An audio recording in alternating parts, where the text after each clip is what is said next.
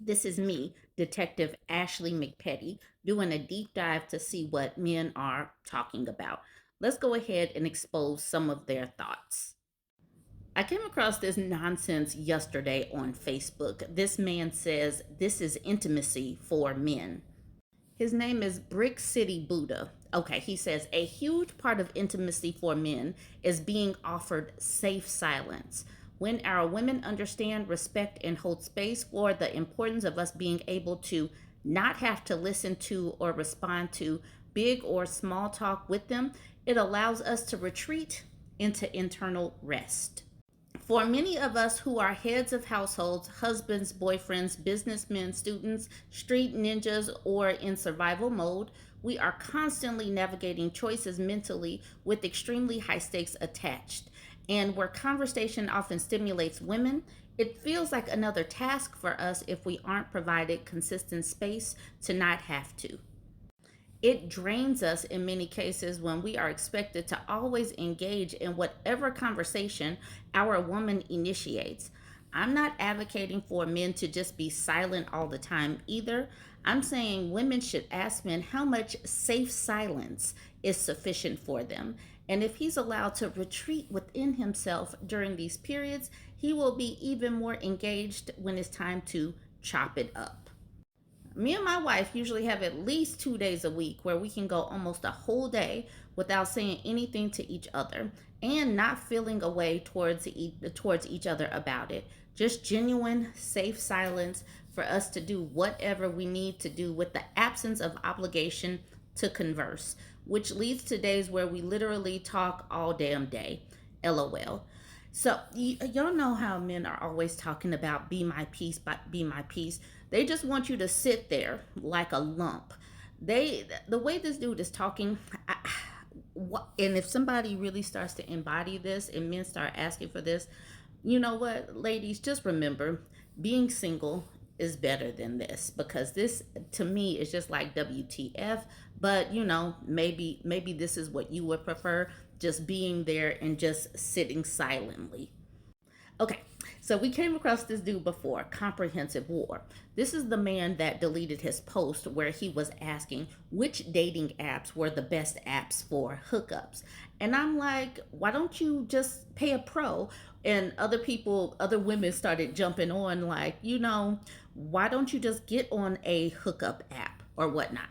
So here he is from 2 days ago. I saw him pop up in my feed again. I didn't engage this time. I did just grab the post.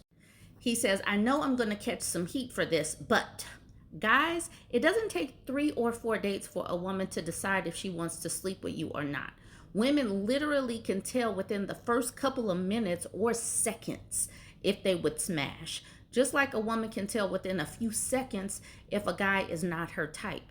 It literally takes the woman the same amount of time to decide if she wants to sleep with you. If a woman tells you she has to get to know you, she's not that kind of girl, or she isn't comfortable yet, that means she either has low or medium interest. You can always raise a woman's interest level through flirting or seduction, but honestly, that may take some time. I know this topic has been discussed here before, but I would just like to reiterate it.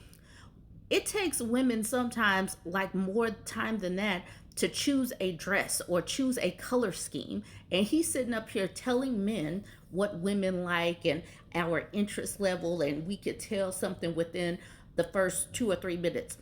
I'm trying on several different kinds of eyeglasses or shades to see if it fits my face or not. How are you going to tell women what they like and how we like know what we like stuff within the first couple of minutes? Men talking on what we like is so silly, but this is how they do, the blind leading the blind. And keep in mind, this is the man that's sitting up here trying to figure out which dating apps were the best for hookups. This person right here, Mias Mias, is honing in on if a woman tells you she has to get to know you, she's not that kind of girl or she isn't comfortable yet. So then that person says, you're confusing interest with compliance. And to that, the OP says, interest and compliance go hand in hand. Compliance with what? What are we complying to? A woman who is highly interested in you will comply with you with little to no effort. I feel like comply is not the right word, but someone go ahead and weigh in on, am I reading this wrong? Mountain Link says depends on their level of self control. If you date sober with more reserved, educated, classy women, then they have the self control to not.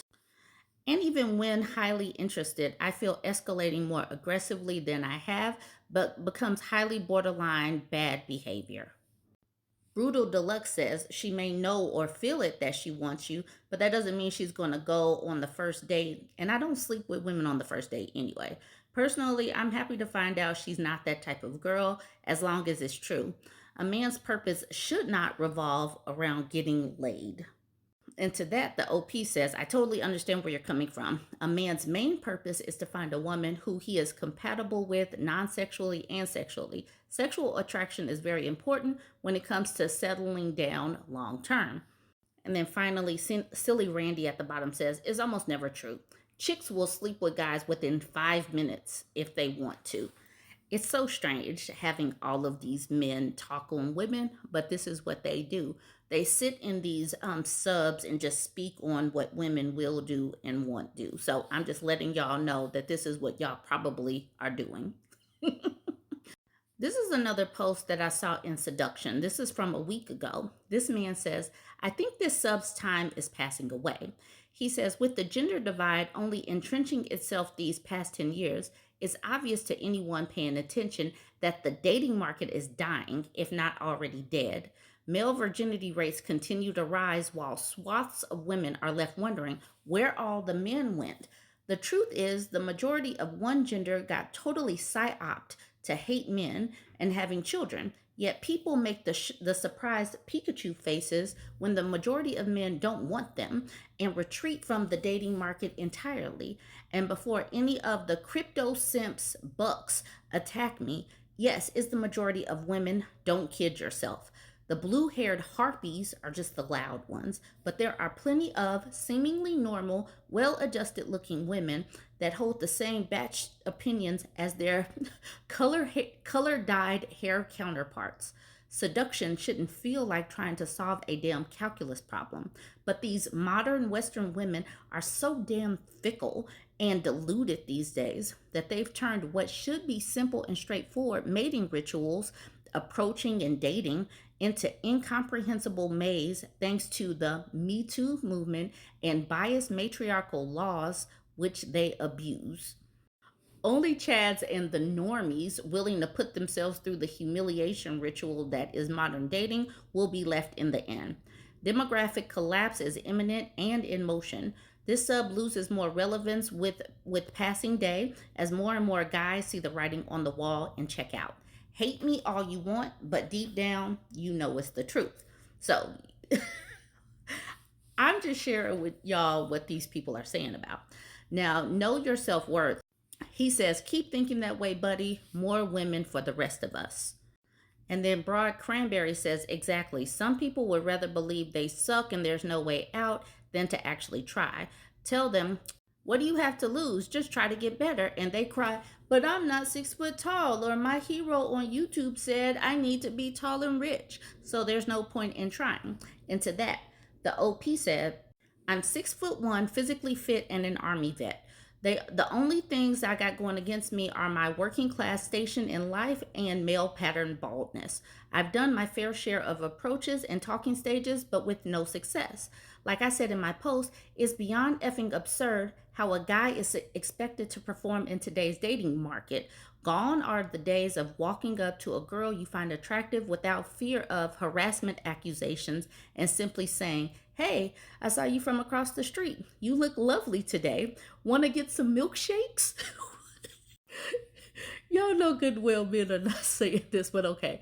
In a normal world, that would suffice, but we have the distinct misfortune of living in an upside down feminist clown world. So you got to jump through hoops just to have a chance, of being guy number 52. It's honestly disgusting. All right, then some man in the comments said, looking at your post history, I can see why you're mad. And so that made me go and try to look up another one of his posts. So I decided to look him up. His name is Bert Bobane. Okay, let's check him out. All right, Bert Bobain says a month ago, how do you build up a broken man? He says, as the title suggests, I am said broken man. As a 24-year-old kissless, dateless virgin, years of sexual frustration, rejection, and unrequited desire has hollowed out my heart. Every waking moment, I physically feel the terrible emptiness within my heart threatening to swallow me whole. The daily melancholy is crushing my soul, but I wasn't always like this. I was a bright, energetic kid filled with optimism for the world and my future. This all came crashing down when puberty hit and I started feeling attracted to girls. One day in the sixth grade, I took it upon myself to walk right up to my crush's table with all her friends and just take a seat next to them. I chatted her up for a bit, expressing how I found her beautiful and that I wanted to take her out on a date. She delightfully accepted, and I was over the moon. How different my life would have been had what came next not come to pass. In short, she sent one of her friends over to my classroom after lunch to tell me that she changed her mind about the date. He's talking about something that happened in sixth grade as a 24-year-old. Wow.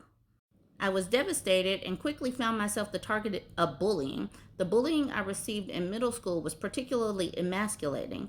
This blonde haired pretty boy, though shorter than me, had many of the girls in the grade wrapped around his finger. He railed these girls against me in a series of public humiliations.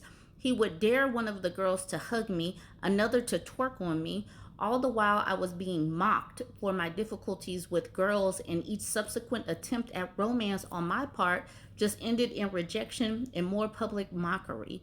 An ever increasing and overwhelming sense of futility took over my psyche, and by the end of my time in middle school, my confidence and self esteem had been totally assassinated.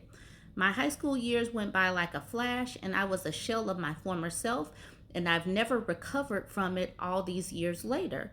Not even military service could get me over the hop with girls and my confidence.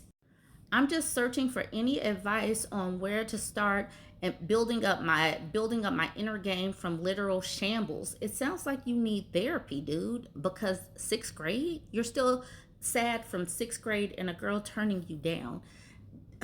These dudes are not well at all. This is a 24-year-old. So he's saying that he is a kissless, dateless virgin. And then in another post, he's like doom and gloom. It is going to be doom and gloom. A lot of these dudes are quite lonely. A lot of them are. If you look at some of these subs, I've looked at some of these subs, these men are not well. And even the ones in relationships, they're not treating their ladies well, and the women are picking up themselves and leaving as well. So they're about to be lonely too. And that brings me to this post from the content creators Six Black Chicks. This says, DMs from relationship hell. Men tell why she left. So, like I said, the six brown chicks. All right, so this is the first one. It says, she wanted a commitment. I made myself less available and publicly dated other women. I effed with her though. If I were to settle down with anybody, it would be her. I ignored her for a month and eventually came back around. I sat outside her place. She walked past me with the new ninja giggling. I beeped my horn and she gave me a mean smile. He gave that look. Men know what I mean. I was sick over that. I went out and rage effed this woman I didn't like. I was grieving. Oh my goodness. Ladies, do not be the person that someone can just call up and rage F you. Do not be that available to these types of people. This man says, her father passed away and we were cleaning out his home.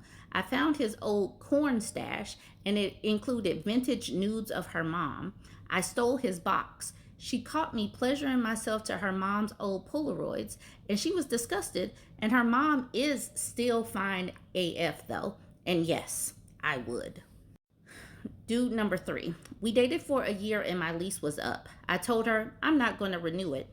I need a change of scenery. I meant I was tired of her too. That crushed her, but it had to be done. I dumped her on a Tuesday. That Friday, her dream job on a cruise line came through. She lives on a boat and cruises the world. She's paid to play. I follow her on TikTok, and her posts make me physically ill. She's living the life we could have enjoyed together. It's like the universe moved me out the way so she could be great. Yay, let's go, universe. Dude 4. My secret baby mama had a nervous breakdown and told me to pick up our newborn or she was going to take her to the fire department. I ran to get my child. I brought my child home and to ask my wife to help me. The audacity. We've been married for 4 years. Where did this baby come from? Is all she asked. The baby just screaming. I told her to help me stop the baby from crying and I'll talk about everything else later. She told me to get out and take my baby with me. I'm a single dad living in a hotel. My baby mama destroyed my quality of life.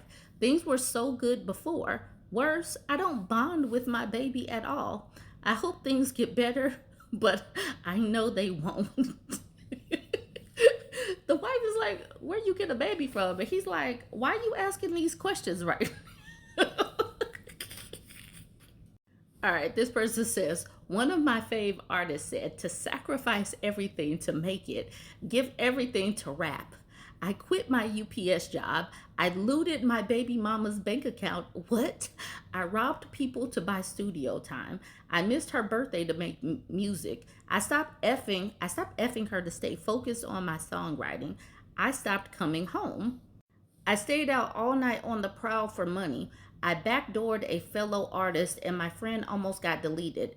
Okay, wow. I invited video hoes to my secret launch party. End result, debuted my single on Spotify and YouTube. 119 YouTube views, 57 streams on Spotify. I quit music, cold turkey. I can't listen to it anymore.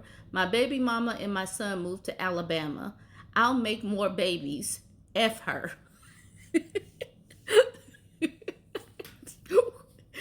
These people are unhinged.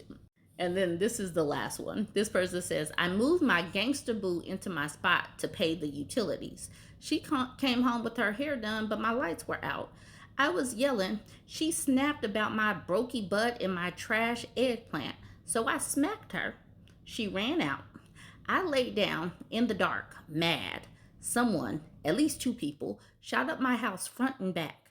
I hid under my bed and tried to melt into the floor.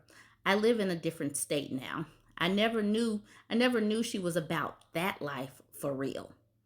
And with that, I'm going to end it. Y'all needed to see that. I had to just put it together. Hopefully we enjoyed this compilation. I pulled from all different types of sources. Join the conversation. Let me know what you think of my deep dive this week. This is my impression if the Tesla Cybertruck was a person. What's up, dickwad? Working class. Could you get out of the way, please? Do you know how bad alcohol is for you? I live in Palo Alto, Austin, and Puerto Rico. Yvonne, I love you! Once you come in, I'll do a little light show for you, and I'll show you the button that makes me fart. Crypto. Fucking crypto, man. I just made $50 million. Elon, marry me! Okay. Hopefully that offended some people. Thanks so much. Bye.